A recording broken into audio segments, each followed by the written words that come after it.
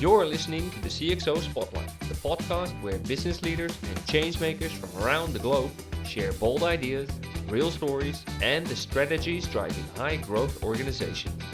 We dive deep into leadership, innovation, and measurable impact for agencies, businesses, and talent ready to spark real results.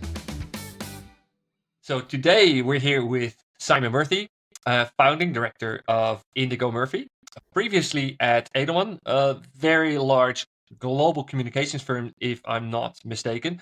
Welcome to the show, Simon. Thank you, Marty. It's a pleasure to be here.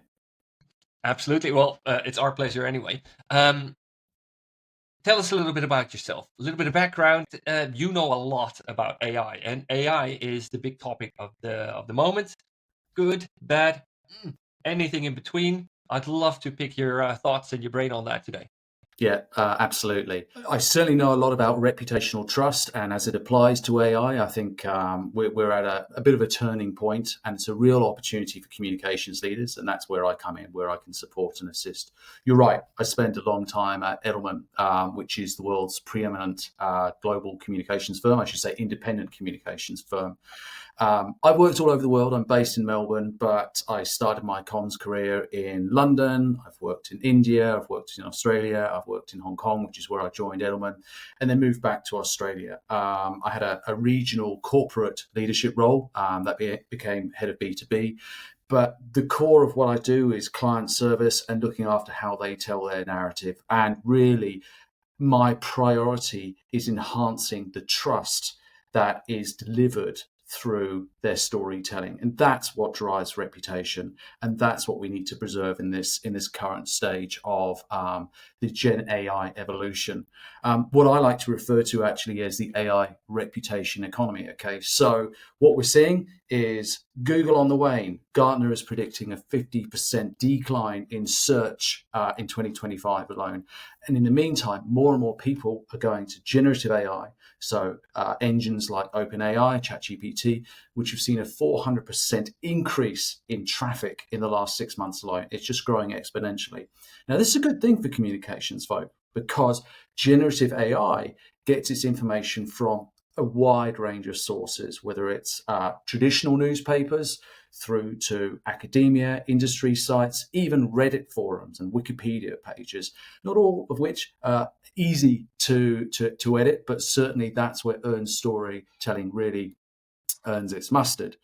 But the challenge here is that the output from AI, as many communications leaders would know, is synthesized. Of course, it blends and multiple inputs of information, and not always right. The citations aren't always there, and people don't click through because they take it as gospel truth. And this is what we refer to as anchor bias. And from a brand custodian's point of view, this is problematic because it may well be misrepresenting your business, which of course is harmful to reputation, or you may not be represented at all. And this really reinforces the point of view that I'm trying to get across to my clients, which is you can't buy trust, you have to earn it. You got to be careful though, because it can be broken down within minutes as well. That's exactly right. Warren Buffett said that it takes years to grow trust, and then you can lose it in 5 minutes. And that's absolutely right. Organizations in this uncertain time and this new era of the AI reputation economy need to be investing in it. It's almost like an insurance policy that will both enhance and also protect your reputation now and in the future. So, on that topic of trust, then, how should leaders prepare for trust risks in AI-driven environments? That's a great question. When you say leaders, I'm going to refer to the folks that tend to be my clients, which are corporate affairs, heads of brand, even marketing leaders. And there's three, I like to refer to 3 Ps, which is proactivity, persistence, and presence. Presence being the ultimate goal in this earned world, because it is the earned storytelling which is going to drive reputation. And I can't reinforce that enough. But from a proactivity point of view, comms leaders have to be terrier-like in terms of pursuing that opportunity to mitigate risk, to protect their brand and enhance it, make sure that they're being well represented in generative AI search and elsewhere.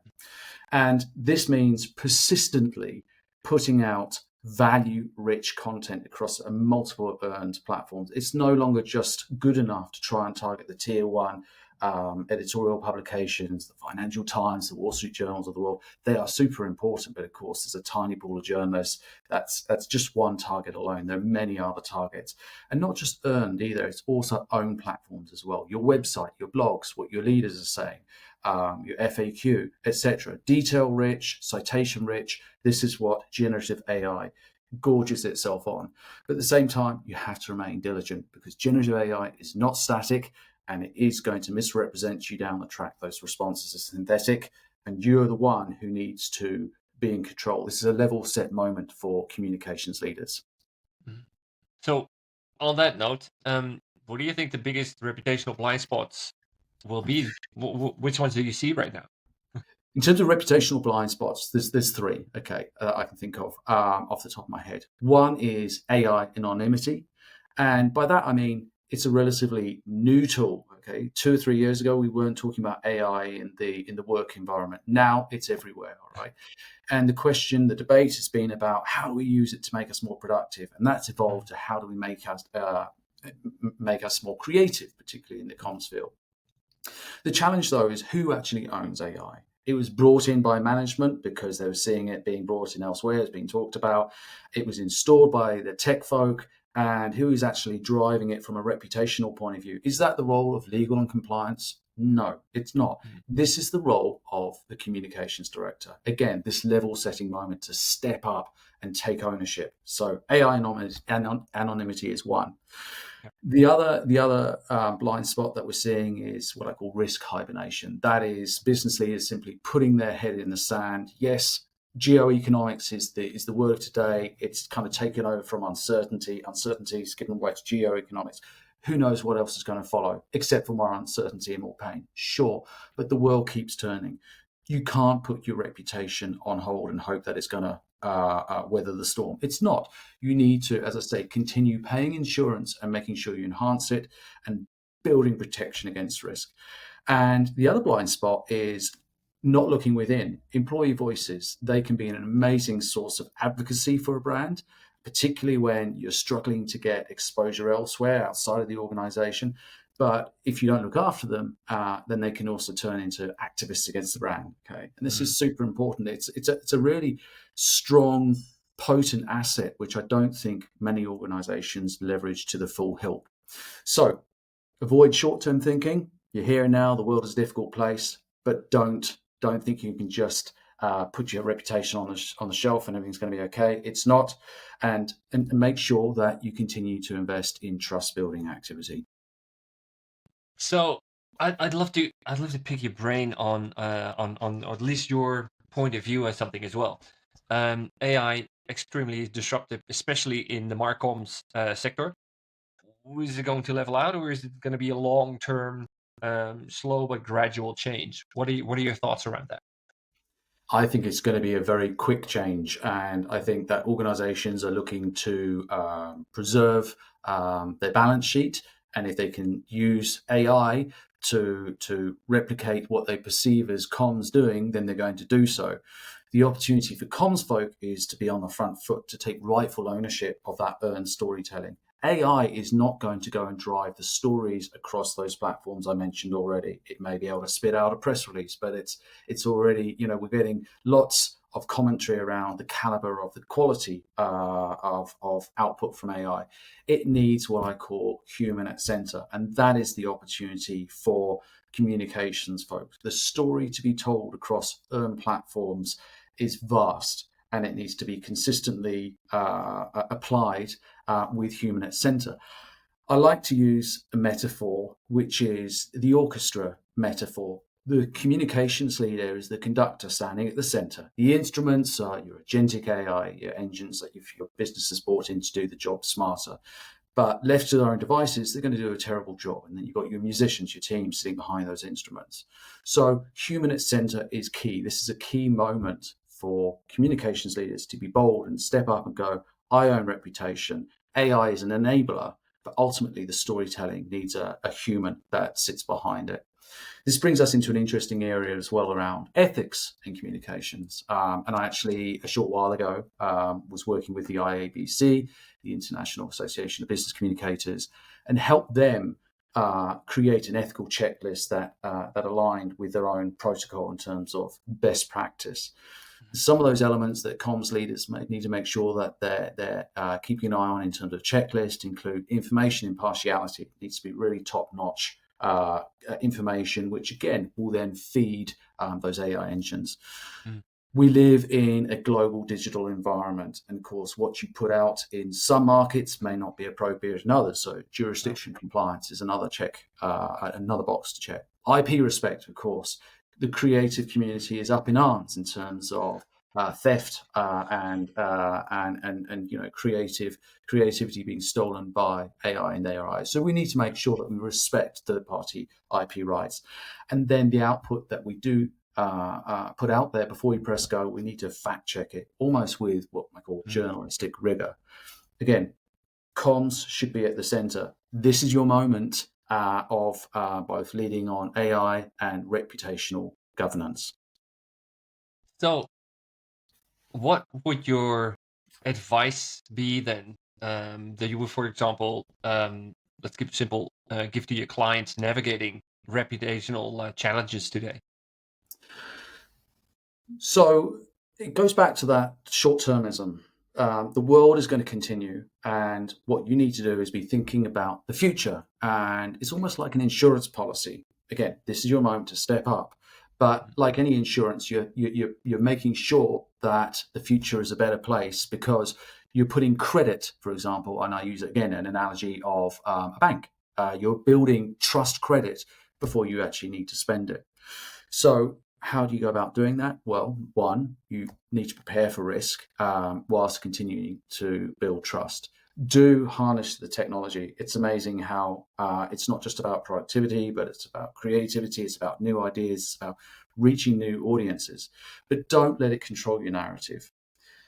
Your brand values are what actually should define your reputation, not the latest message of the day. So if you haven't figured out what your brand values are and what your overarching purpose is, then you need to, because we're living in a world where authenticity now matters more than ever before. Your leaders are expected to step up and have a voice, but only on issues which are local, relevant, and culturally salient. If you go too left of field, then again, it kind of becomes less meaningful, and particularly younger audiences, Gen Z, will just see it as an inauthentic CSR garnish type of play. And then lastly, human-centric stories in this age of machines is probably going to be more potent than product-centric stories. We're all humans at the end of the day, so we're wanting to hear human-centered stories. And in that, neither transparency or decisive action are optional. They are must-haves. Would you be able to give us, the audience, a bit of an example of where you've seen the challenges and you worked through it? You don't need to name names if you don't want to, with clients, for example, and helping them through certain challenges that they were facing with this topic in mind? Yeah, well, I can think of one client in particular that was the comms team were looking at how they enhance their storytelling and getting that earned message across. And they were relying very heavily on traditional media. Probably about 80% of their effort was going on traditional media. And then, of course, we're now living in a world where influencers are now more influential, or as we call them, creators. And so they've looked at adjusting that ratio in terms of their output. But it's not just external output as well. They're also realizing that their own output is particularly salient, and a lot of their customers are coming to their own sites to looking at that. So they've gone what would probably be a sort of 80 to 20 ratio, where 80% of effort was devoted just to traditional media, to now more 40% on traditional media, 40% on working with creators who can tap into audiences of hundreds of thousands of followers, and then 20% on own storytelling as well. And I guess this ties in with my biggest learning to date, which is communications is both science but it's also art, right? It's the ability to engage and connect with human beings at the end of the day, and it's also about problem solving. And problems aren't necessarily always static; they're going to move, they're going to evolve, and it's only when humans come together and apply a curious mindset and ask why that the real problem, which isn't necessarily on the brief in front of you, will surface, and you can get together and using technology as an enabler and that human curiosity and connection, can you then solve it and apply the right process to doing so? And again, the stakes have never been higher. Large organizations that I work with are thankfully realizing that it needs a nimble, agile mindset, and it also needs boldness, because communicators, this is your moment. Don't squander it. I can't repeat that enough. Don't squander this moment. This is the opportunity here and now to grow your reputational trust currency when you need it most. What do you see as the main challenges ahead? So the main challenge, of course, as I say, is that AI is here to stay, generative AI. And so whether we like it or not, short-term thinking, it's going to go away or the world's going to get a better place. It probably isn't. It's probably going to be just as rough over the next 3 to 4 years. This is the new normal. Communications teams need to get with it, but they need to be bold. That's the main challenge. We always play second fiddle to, I hate to say it, there's a hierarchical system in most organizations, beginning with sales, followed by marketing, followed by PR at the bottom. In this new age of Gen AI, this is your moment. Earned storytelling is going to be what counts. And herein is an opportunity for earned storytellers to step up and take the mantle and take their seat at the table. However, this requires ownership, so that is important, but it also requires a better model of attribution. How do we attribute commercial outcomes to the efforts of the earned storytelling? And I don't think we've cracked that yet. In any way, there was a time where traditional PR coverage was measured in terms of advertising value times 3, and that was the norm for many years. And it's got more sophisticated since then in terms of sentiment, reach, engagement, and so on.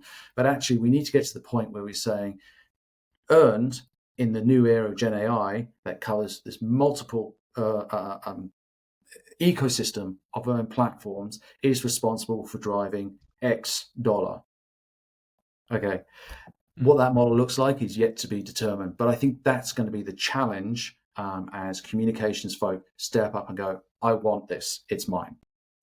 What are your thoughts about that, especially in the new digital age that we are in, where, from my perspective, many peers agree, some don't. That's completely fine. Where I always come from the point where it's smart to take your marketing and your sales, combine it, and then make it holistic into a well-oiled machine working together alongside each other. Marketing cannot do without sales and PR, and sales cannot do without marketing and PR. It goes both the same way. What are your thoughts on that? I'm entirely aligned. Look, I've been around long enough to work with sales folk, work with marketers, and fellow comms folk. And I used to have a saying that you're only as good as your next press clipping, your next piece of coverage. But I think the data is on our side. And whether you look at it from a B2C perspective or a B2B, and let's take for a moment B2B, because I think that's probably the world that we both work in. Increasingly the notion of the sales funnel and the amount of effort put into that kind of early acquisition is being challenged, because the reality is, and there's various reports I can point to, Edelman 2024, their B2B study with LinkedIn showed that actually 80% of B2B buyers have already made their decision as to whether or not they want to buy from you prior to your outreach. And actually, where the effort should go is in long-term brand proposition, which is a long-term play, which comes back to storytelling. Now, of course, when times are hard, it's really difficult for sales leaders and business leaders to take on that long-term view. It's the here and now. We need to close it. We need to close it fast. The quarter is ending. But regardless, the data is there to say, actually, the decisions are being made outside of the the conventional sales cycle. You need to speak to your customers in different forums. You need to speak to them in different tones and styles. And also you need to take a longer term play. And when that enlightenment occurs, and again, it's incumbent on communications practitioners to step up and say, I matter, my storytelling matters. You're going to need me to lead the reputational and earned efforts in this new Gen AI. But here's the thing, when 90% of B2B customer decisions are being informed by generative AI, I think business leaders will wake up and go, actually, earned storytelling really matters. And actually, we have to take a longer term view. I couldn't agree more. Absolutely. Simon, I'm going to wrap it up. Is there anything you'd like to give our listeners and our viewers, maybe as a last thought, any last things? Perhaps you have a favorite quote that you'd like to share, or a favorite book that you'd like to share? Well, look, we've already talked about Warren Buffett, and he's right about trust being taking years to make and being lost in minutes. Trust for me is so important. I love the analogy of it being like a currency, and you build trust credit over time to protect for the bad times, and then also enhance your brand in years to come. But that requires action. You cannot sit back on your hands and wait for the good times to return. It's action that earns trust.